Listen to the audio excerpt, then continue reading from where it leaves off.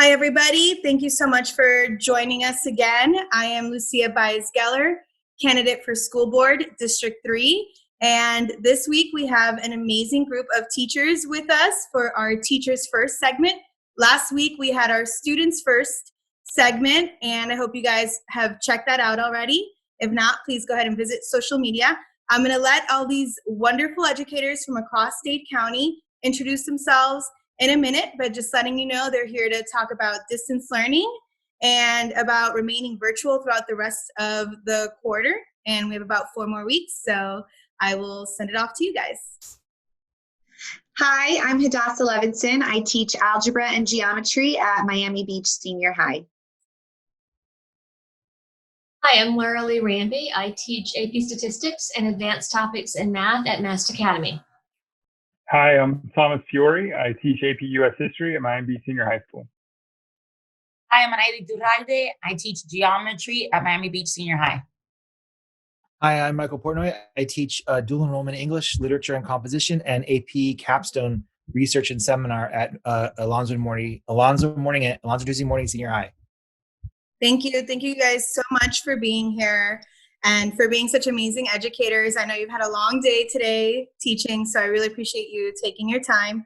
So I really just kind of want to bring to light some of the teacher voices during this pandemic, during this new world that we're all a part of, which is distance learning. And so I just want to kind of ask you, how has everything been, and how has this distance learning affected your teaching, if at all? Yeah, I guess for me, trying to think about the balance between, for my AP classes, maintaining a certain sense of rigor and preparation.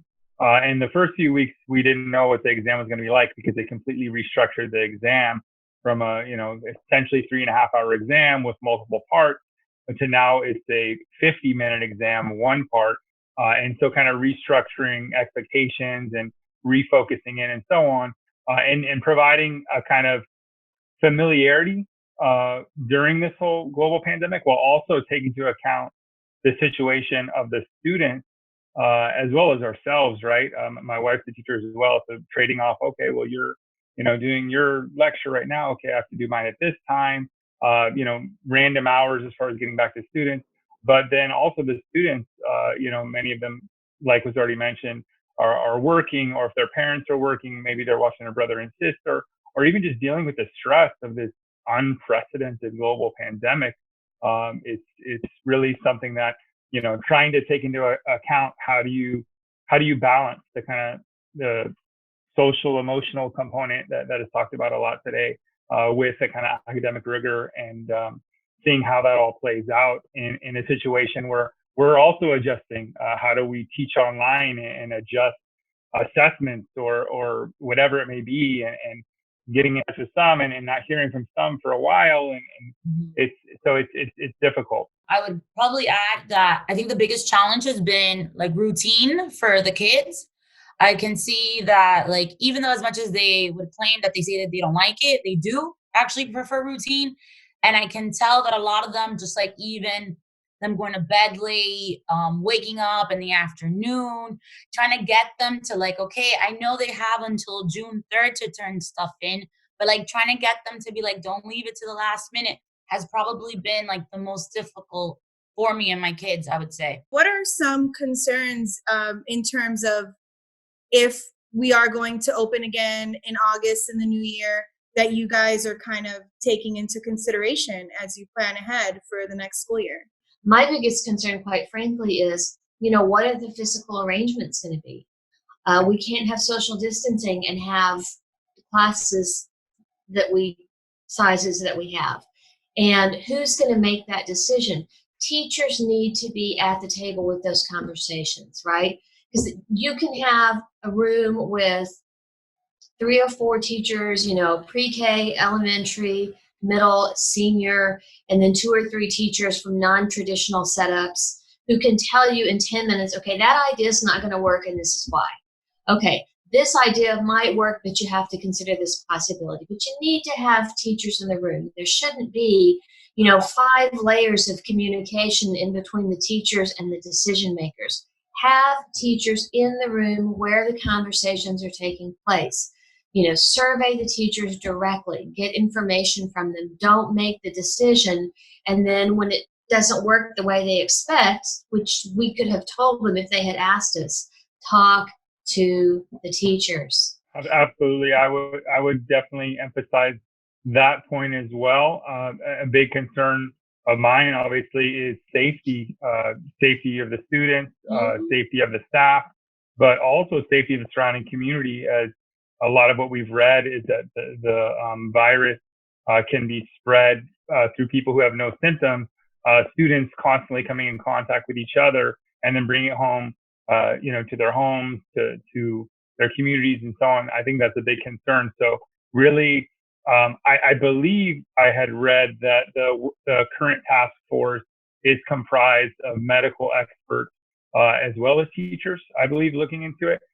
And I think that's a good model. But I think, like Laura Lee points out, after there is something decided, that it should really be put out there, and there should be feedback, and there should be, kind of working out all the particulars. What do the hallways look like, for example, or inside a classroom?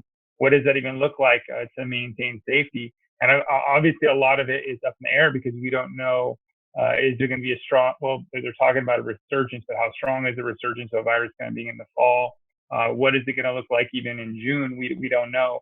But I think planning and having all of that in place, and if we don't need to use certain safety protocols, okay, that's fine. But then we have it in case something like this happens again. But yes, I think safety is a major concern.